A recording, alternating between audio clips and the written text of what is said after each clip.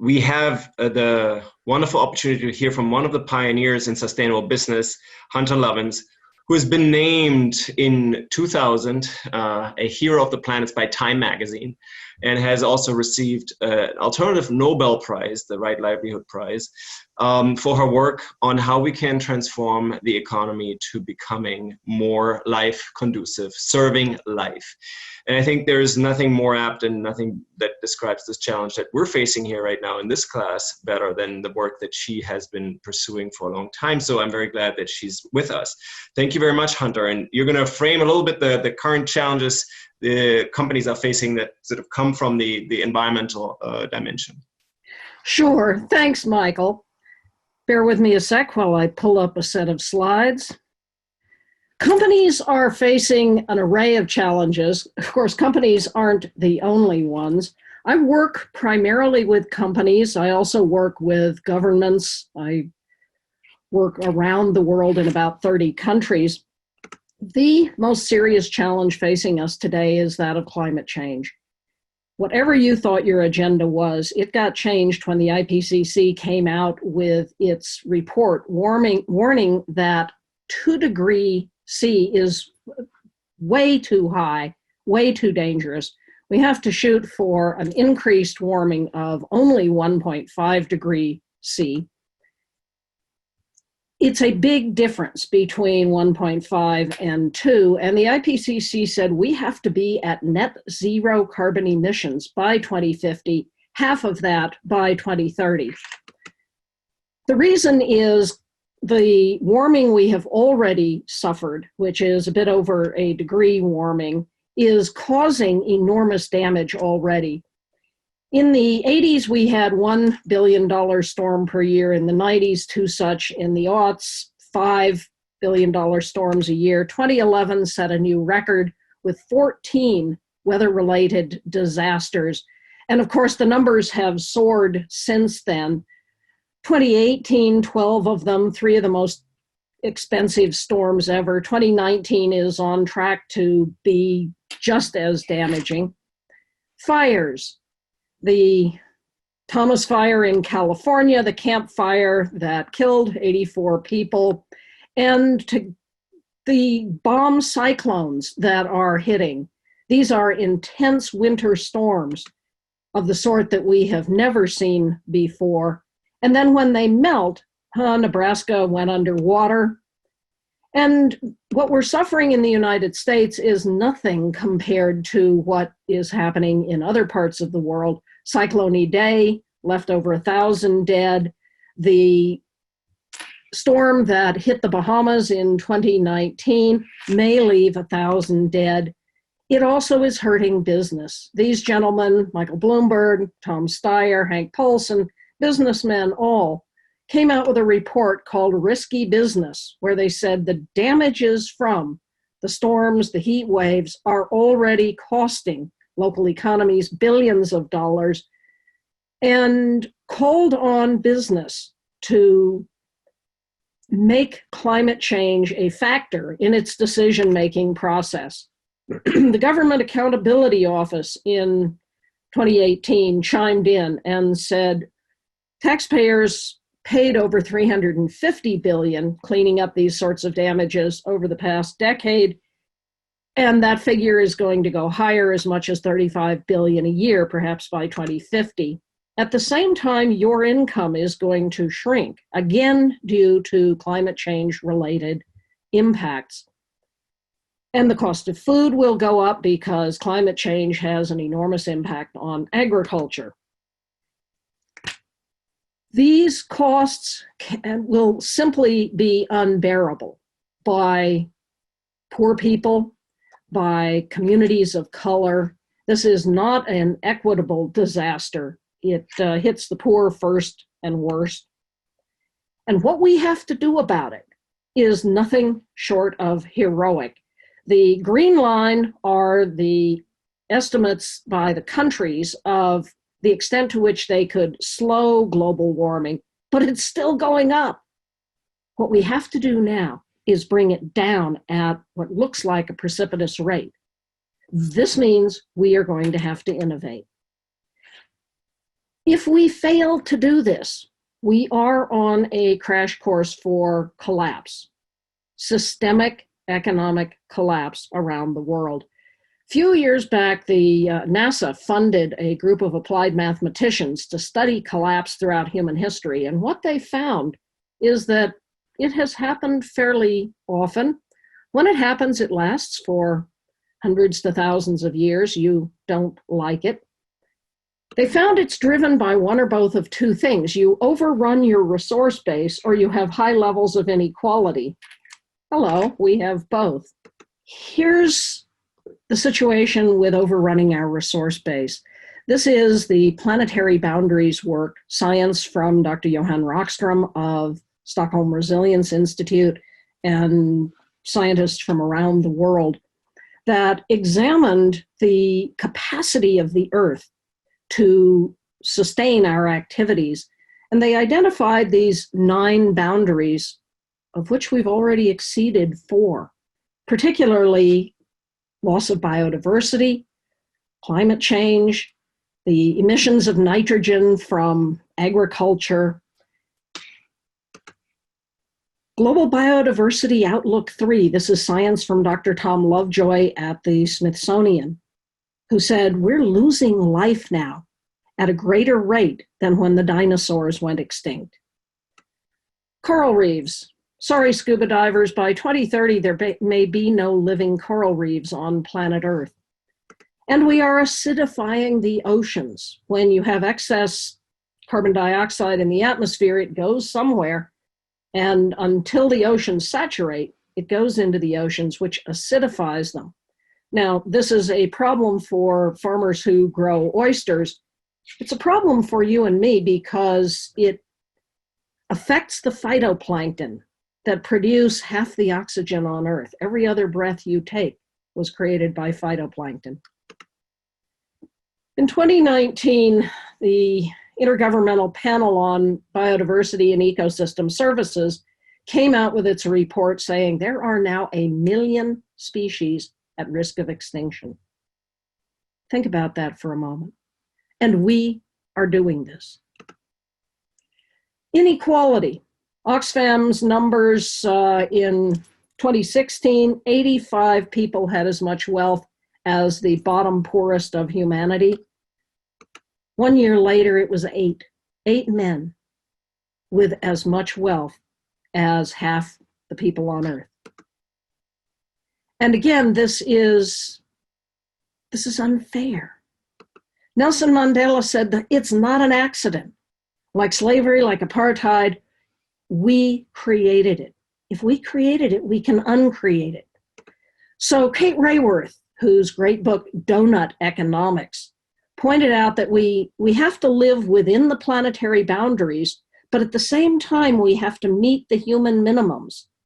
This gives us a donut-shaped space that she called the safe and just operating space for humanity. There are some people who say it's too late.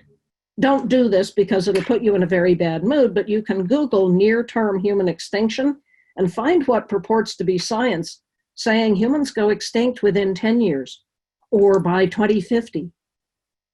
I think this is the most profoundly irresponsible position that you can take.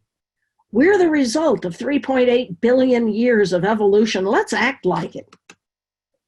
So what will it take to avoid collapse? We're going to have to live within the planetary boundaries.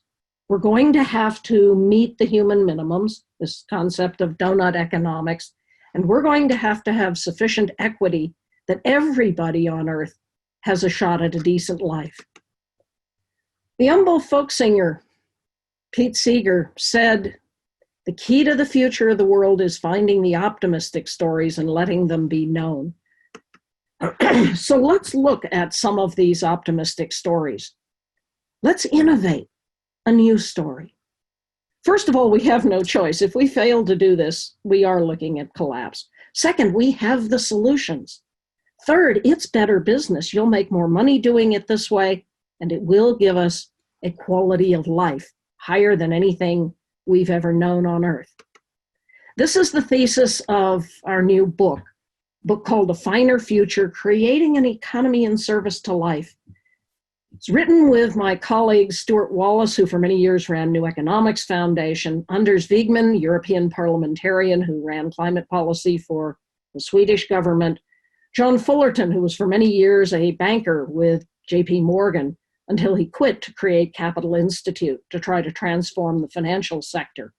The book walks through all of the ways in which we can solve the great challenges facing us.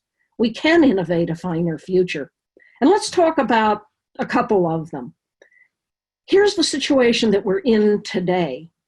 We, people, the planet, are in service to the economy, which is in service to finance. We're really good at flowing money to the top. What's wrong with this picture? It's wrong way around. Finance is a tool to bring liquidity, money, to the real economy, which should be in service to life. John Fullerton points out that we are now in a degenerative economy. We're destroying life on Earth. And we need to move up this ramp through what we call green and sustainable, which is just getting us back to a midpoint where we can endure, through restoration, rebuilding the ecosystem services, the human capital that we've destroyed, to a truly regenerative economy in service to life. There's no silver bullet, but we sure have a lot of silver buckshot. William Gibson said, the future's already here, it's just not widely distributed, and we have all the technologies we need to solve all the problems facing us, so let's do it. I work with a man named Tony Seba. Tony's a Stanford professor, Silicon Valley entrepreneur, who says, inevitably, by 2030, the world will be 100% renewably powered. This is innovation. It also is an enormous risk, because if Tony is right, we're looking at a lot of changes. Do you believe it? By 2030, the world will be 100% renewably powered. No, impossible. Tony says 4 things will drive this and a business model: fall in the cost of solar, fall in the cost of storage, batteries, the electric car, and the driverless car. So let's look at what's happening in those. In Colorado, where my office is, our coal-loving utility put out an all-source bid, said, we need 1,100 megawatts, everybody bid. They knew natural gas would win. Gas came in at 4 cents a kilowatt hour. Wind came in a bit below 2 cents a kilowatt hour. Solar a bit above 2. Wind plus solar plus storage, 3 cents a kilowatt hour. Excel said no. Trump put on solar tariffs, bid it again. Indeed, solar tariffs had been put on. And at the same time, the price of solar had continued to fall. 3 cents a kilowatt hour for 100% renewable power baseload, cheaper than any fossil fuel. Just running a natural gas plant is 4 to 6 cents, coal plant 6 to 10 cents. China's the big winner. In 2018, in the first 3 months, China brought on more new solar than the equivalent of 10 nuclear power plants worth. And yes, these are floating photovoltaics. This is my home, my ranch. It's a 5 kilowatt solar system. It powers my car, which is a little Nissan Leaf, through some simplified batteries. And if the utility is nice to me, right now it's a bright sunny day in Colorado. I'm not home, I'm at my office. And so my solar system is chunking out electrons, which I sell to the utility. If the power goes off, there's a little isolation relay and I stand alone. I can run my house just fine. And as long as the utility is nice to me, this is a great system. If the utility starts being grumpy, I cut the tie and I stand alone, put up a little more solar, put in a few more batteries, and I'm my own utility. This is called the death spiral. And it is starting to affect utilities the world around. In Germany in 2014, the 2 big utilities, RWE lost 64% profitability, E.ON lost 91%. because people were just leaving the utility. So they said, we got it. We're going to be distributed renewables utilities. We'll buy power from all these distributed sources, and then we'll send it back out when people want it. If they fail, this is what they're looking at. China, electric cars. China has said we're going to phase out internal combustion engines. China is also launching the world's largest carbon market. In 2025, the island of Hainan became all electric. Batteries. China has 20 megafactories for batteries coming online. In 5 million businesses in the United States, it is cost effective to put in batteries now to deal with the couple hours a day where you're looking at peak load. Peak load. In Arizona, peak load, 50 cents a kilowatt hour. Off peak, 5 cents. Big difference there. So it is very much worth putting in the batteries or buying the service, storage as a service. And this is the business model. The autonomous electric vehicle, they're on the road and they cost 4 to 10-fold less for you to get what you want, which is to get from here to there, than paying to buy, fuel, maintain, insure a private vehicle. And so people are saying, I don't need a car. I'll just whistle one of these things up when I need it. It's a who's who of not only the automakers, but of a lot of other companies that are working on autonomous vehicles. If this is all true, in 2017, the Fitch report said if Elon Musk hits his target of a 200-mile range, $35,000 automobile, the oil industry is toast and the auto industry is toast. Bloomberg warned if batteries come on as fast and as cheap as, in fact, by now they have, this could trip a $3.4 trillion credit crisis in the utility industry. Carbon Tracker, in its 2018-2020 vision, said 2023, peak fossil. Peak fossil. After that, it's declining. And they said the about to be stranded fossil assets amount to $25 trillion. In contrast, the 2008 financial collapse was over 2.7 trillion in stranded mortgage assets. We're talking about an order of magnitude greater stranding. Come on, when the Kentucky Coal Museum put solar on its roof rather than hooked to the coal-fired electric grid at its doorstep, you know it's over. And if Tony is right, we are looking at the dissolution in value, probably dissolution of oil, gas, coal, uranium, nuclear, the utility industry, the auto industry, the banks that hold paper in them, the insurance companies and mortgage companies that are invested in them. This is going to be the mother of all economic dislocations within 10 years' time, if Tony is right. Sustainability is happening. It's breaking out everywhere, whether it be Harvard Business Review articles or my friend Yvonne Chouinard getting the cover of Fortune magazine or Walmart going green. Trust me, when Walmart goes green, you know there's a business case. They're not doing this out of the goodness of their heart. This is why my friend Andrew Winston says we need a big pivot. Businesses have to look at these factors and shift how they do business. They have to innovate.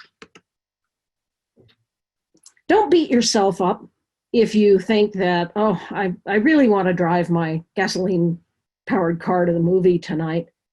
Almost all of the carbon emissions come from 100 entities. These are the entities that truly need to innovate and shift from being the problem to being part of the solution. Christiana Figueres, who ran the UN climate conference at Paris, where we sealed the deal, said where capital goes, where money goes over the next 15 years is going to determine whether or not we make it. Where's your money? Beavis Longstreth said it's entirely plausible, even predictable, that continuing to hold equities in fossil fuel companies will be ruled negligence.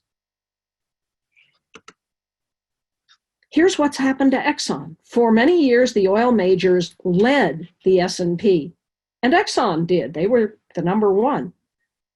Until in about 2016, they started to fall off that. They had a little spike up, and then by 2017, they started to lag the S&P. And in 2019, they fell out of the top 10 at the S&P. Had the New York Common Fund divested of ownership in Exxon 10 years before, they would have made $17.5 billion more than they did make if they'd invested the money in any other equity on the stock market. So this is why a group of us got together and created a little exchange-traded fund that is truly fossil fuel free. And from its inception, it outperformed the S&P. Let's look at a company that shifted from quality. GE was one of the leaders in the Six Sigma movement, to innovation. Jack Welch, who was said to be the greatest CEO ever, had the nickname Hatchet Jack because he grew stock value by firing employees. He was succeeded by Jeff Immelt, who said, I'm going to save the world, and announced Ecomagination in 2005. Now, the enviros jumped up and down and said greenwashing. All he did was badge as green the products he was already making. And then his green badged products started to drive GE's innovation. And they started investing more in innovation. They had pledged to cut their carbon emissions 2% between 2005 and 2012. No, 1%, sorry. They actually, within a year or two, cut them 4%. Revenues rose. If Ecomagination had been a separate company, it would have been Fortune 130. Ecomagination was driving the success at General Electric, except Immelt had one little problem, which was he had a sentimental attachment to a company called Alstom, which is a coal and gas turbine company. He believed there's still a role for fossil energy. There has to be, until there wasn't. GE shares took a bath in 2008, and Immelt had started to grow them back up until beginning collapse of fossil. Alstom drug GE down. And here are the numbers through 2019. The S&Ps continued to grow. GE has fallen. And Jeff Immelt left. And it's in 2018, GE, which was the company that had been on the Dow Jones Index since it was created, fell off the Dow Jones.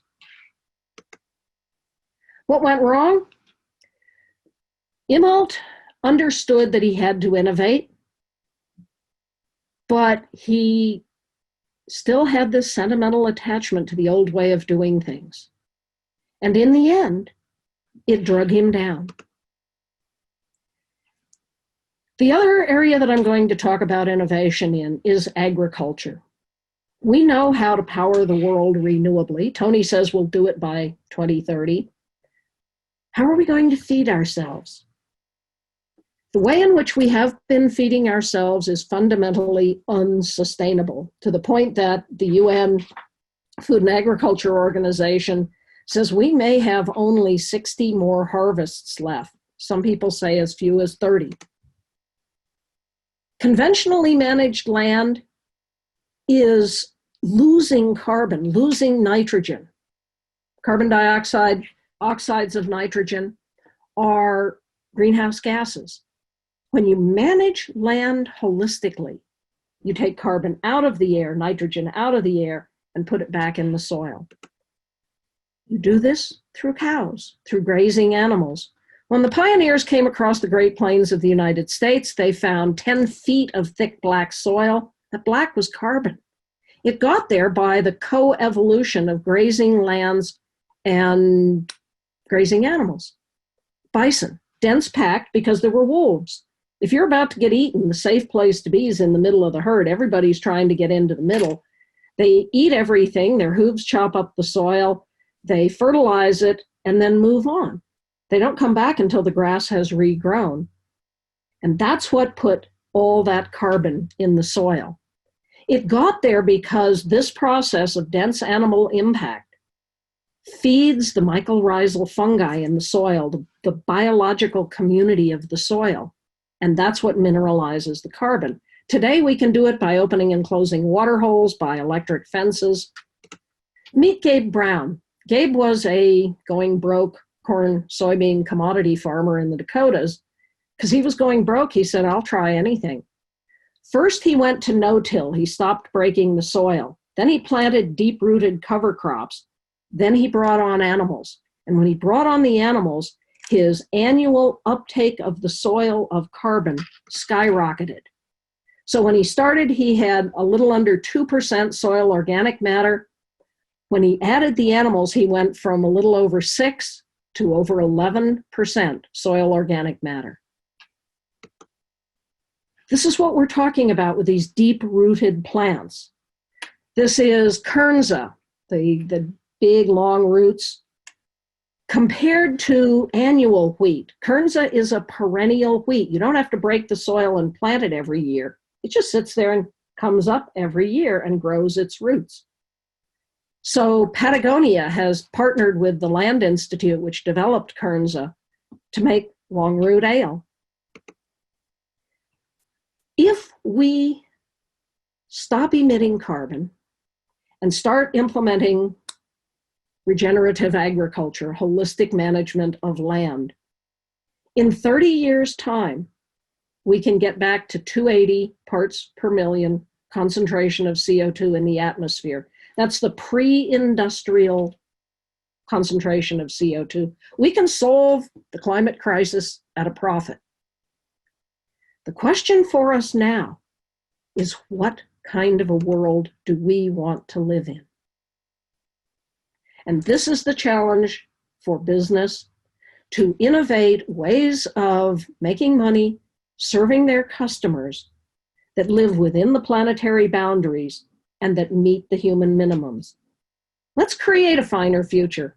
We know how to do it. It's up to you. So thanks so much, Hunter. And there's a lot there in terms of innovation and missing out on innovation, like the example of GE, et cetera, and hanging on to some of the outdated technologies for a bit too long. And I think what I want the students to focus on are a couple of scenarios that we're talking about, a couple of things that it would just be good to imagine for a moment. And that's the one that you're mentioning with Tony Seba, that in 2030, all energy will be renewable. If Tony is right. So then if you were to sort of challenge the students, like, what is it that they should think about? If Tony is right, what is the consequence for the company that you have chosen, right? Well, consider GE. Here was one of the leading big industrial successful companies. They must own share of, if you have a stock portfolio, you've got to hold GE stock, to a company that is being parted out. In 2019, they looked at selling their light bulb company because they couldn't grasp the success of the renewable revolution. And in 2019, GE partnered with BlackRock, the big financial company, to do a distributed solar and storage business. This is residential scale solar. What had been happening up until then is big utility scale solar. Mm-hmm. The prices of that have been falling dramatically. In 2019, Portugal won what I call the Walmart Everyday Low Price Award, 1.6 cents a kilowatt hour for utility scale solar. In California, there is utility scale solar and storage on offer at 1.9 to 2.7. And in China, distributed solar, so solar on your rooftop, which has always been more expensive, and storage is now cheaper than Chinese grid electricity, which comes mostly from large coal plants, except China is closing coal plants at a great rate. Mm-hmm. So is your business dependent on energy? What kind of energy? Where do you get your energy?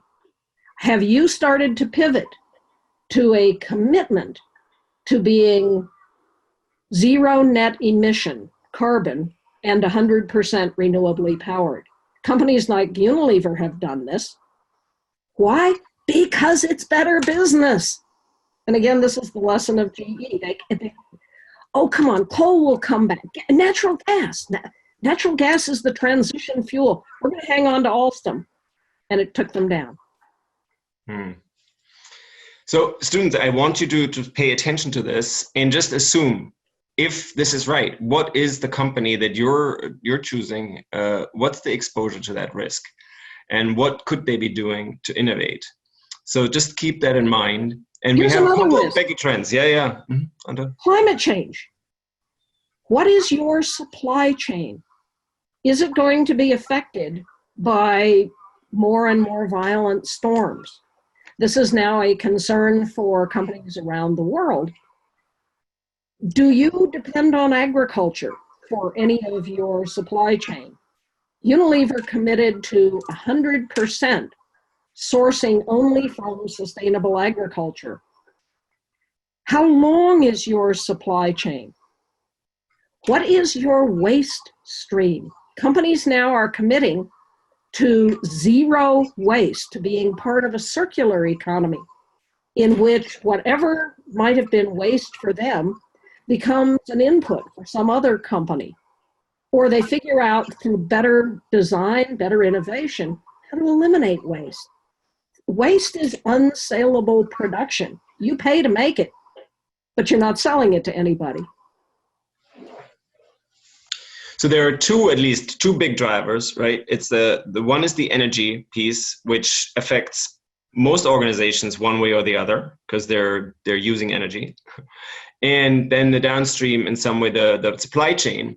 In what way are folks actually not even companies directly, but in their supply chain for what they're producing, exposed to the risk of energy, but also the agricultural dimension? In what way, I want students to pay attention, you can identify those risks.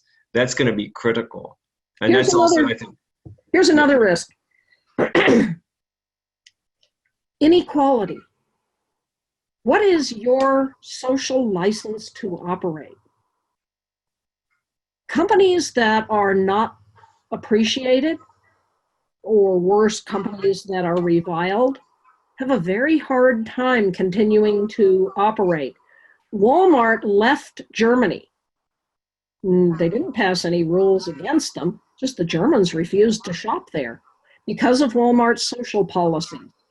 And I've talked to the man who rode that down, and he can tell you the billions of dollars that Walmart lost. When Walmart announced its green initiatives, it cut in half the number of people saying, I will never shop at a Walmart.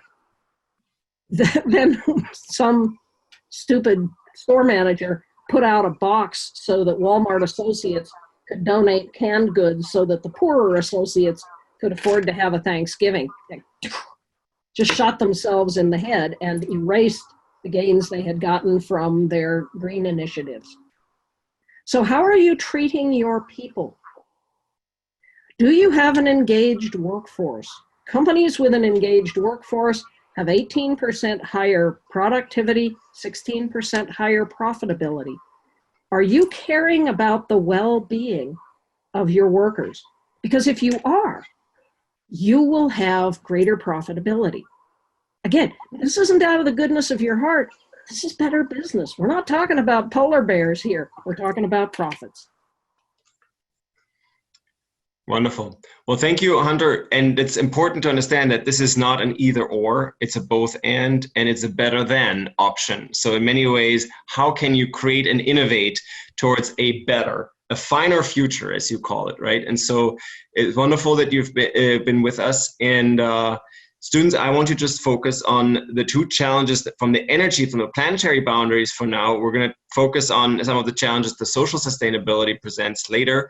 For now, if you can just look at your company and figure out what is the risk that they're exposed, that company is exposed to, and what can it do to innovate. You've heard a number of issues that Hunter was raising here. There's more to be said, that's for sure.